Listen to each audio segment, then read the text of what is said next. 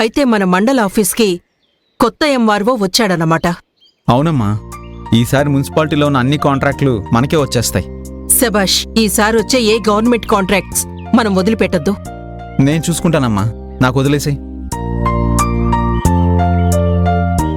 బేబమ్మా, నేను విన్నది నిజమేనా? మన ప్రసాదం చూసుకోవడానికి ఆడపిల్లవాళ్ళు వస్తున్నారా? అవును, ఇంకో గంటలో వస్తున్నారు. ఎందుకలా అడిగారు? చెప్తున్నా అని తప్పుగా అనుకోకు బేబమ్మా. ఏ ఊర్లో అయినా ఏ ఇంట్లో అయినా ఆడపిల్లని చూసుకోవడానికి మగపెళ్లి వాళ్ళు వెళ్ళాలి. అదే ఆచారం, సాంప్రదాయం కూడా. అలాంటిది ఆడపిల్లవాళ్లు మగాళ్ళని చూసుకోవడానికి మనింటికి రావడం ఏంటి? చూసిన వాళ్ళంతా ఏమనుకుంటారు? మీ అబ్బాయిని ఏదో తేడాగాడనుకుంటారు. బావా, నానా, ఆడపిల్ల వాళ్ళు చాలా దూరం నుంచి వస్తున్నారు. అదే మనం అక్కడికి వెళ్ళాలంటే ఈ దారి ఖర్చులు, రాను పోను తిండి ఖర్చులు అన్నీ కలిపి తక్కువలో తక్కువ 20,000 అవుతుంది. ఆ 20,000 తప్పించుకోవడానికే వాళ్ళని ఇక్కడికి రమ్మని చెప్పాను. పెళ్లి చూపుల్లో కూడా పిసినారితనం ఏంట్రా? వాడు చెప్పిన దాంట్లో తప్పే ఉంది.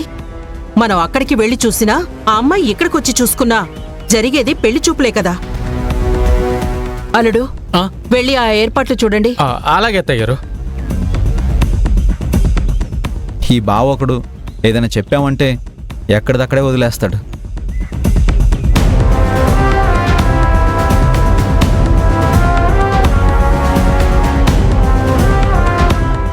అమ్మా, అవతలేమో పెళ్లి వాళ్ళు వస్తున్నారు, యువతలేమో ఎక్కడి పనులు అక్కడే ఉన్నాయి.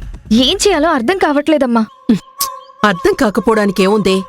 ఇంట్లో ఫ్రీగా పనిచేయడానికి ఒక పని మనిషి దొరికింది కదా. ఎవరు? ఆ కళ్యాణియా? అవును, ఫోన్ చేసి రమ్మని చెప్పు.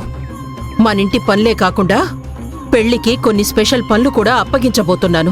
స్పెషల్ పనులేంటమ్మా? ఏముంది, క్యాటరింగ్ రాజుతో మాట్లాడాను. ఫంక్షన్ హాల్లో తోమకుండా వదిలేసిన వంట సామాన్లన్నీ మనింటికే పంపిస్తానన్నాడు. ఎందుకు? ఓ, ఆ కళ్యాణితో తోమించి డబ్బులు సంపాదించడానికా? అవును, దాంతో పాటుగా వీధి చివర ల్యాండ్రీ పాపారావు కూడా ఫోన్ చేశాను. వాడి ల్యాండ్రీ షాప్కి ఉతకడానికొచ్చిన పాత బట్టలన్నీ తెచ్చి మన ఇంట్లో వేస్తానన్నాడు. అవి కూడా కళ్యాణితో ఉతికించామనుకో. అర్థమైందమ్మా. ఫంక్షన్లో నుంచి వచ్చిన అంట్లు తోమిస్తాం, లాండ్రీ షాప్ నుంచి వచ్చిన బట్టలు ఉతికిస్తాం. దాని కష్టంతో మనం డబ్బులు సంపాదించుకుంటాం. కరెక్ట్. అర్జెంటుగా దానికి ఫోన్ చేసి రమ్మని చెప్పు. అలాగే అమ్మా.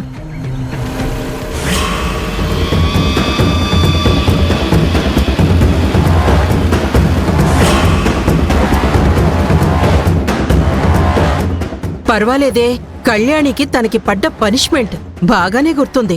నాకు పనిష్మెంట్ ఇచ్చానని మీరు అనుకుంటున్నారు. వీధి రాత ముందు తల వంచాను అని నేను అనుకుంటున్నాను. మీరిచ్చిన పనిష్మెంట్ నేను మర్చిపోయినా, ఇచ్చిన మాట మాత్రం నేను మర్చిపోను. అందుకే ఈరోజు డ్యూటీకి హాఫ్ డే సెలవు పెట్టి మరీ ఇక్కడికి వచ్చాను. చెప్పండి, ఇప్పుడేం చేయాలి? ఈరోజు మా తమ్ముడిని చూసుకోవడానికి ఆడపెళ్లి వాళ్ళు వస్తున్నారు. వెళ్ళి ఇల్లంతా క్లీన్ చేయి. ఒక్క నిమిషం, ఏం చెప్పారు మీరు? మీ తమ్ముడిని చూసుకోవడానికి ఆడపెళ్లి వాళ్ళు వస్తున్నారా? అవును.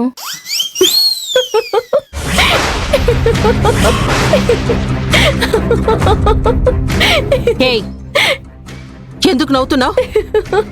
జనరల్ గా ఆడపిల్లని చూసుకోవడానికి మగ పెళ్లి వాళ్ళు వస్తారు, కానీ ఇక్కడ విచిత్రంగా పెళ్లి కొడుకుని చూసుకోవడానికి పెళ్లి కూతురు వస్తుంది.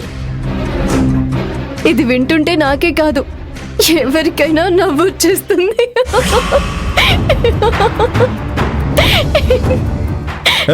నవ్వించాలే, ఇంకా ఆపుతావా? ఇప్పటికైనా మా రేంజ్ ఏంటో అర్థమైందా? మంచికైనా చెడుకైనా, పెళ్లికైనా పేరంటానికైనా మేమెవరింటికి వెళ్ళాం. ఎవరైనా సరే మా ఇంటికి రావాల్సిందే. అది బేబమ్మ లెవెల్ అంటే. అర్థమైంది, నాకు అర్థమైంది.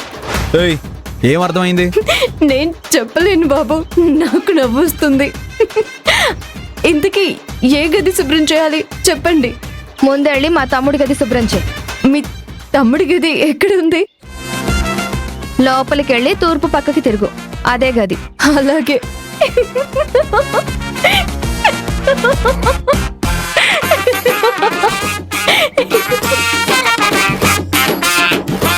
అసలు తను ఎందుకు నవ్వుతున్నట్టమ్మా? నీకు ఇంకా అర్థం కాలేదా బామ్మర్ది? నీకేం అర్థమైంది? అబ్బో, నా నోటితో నేను చెప్పలేనులే.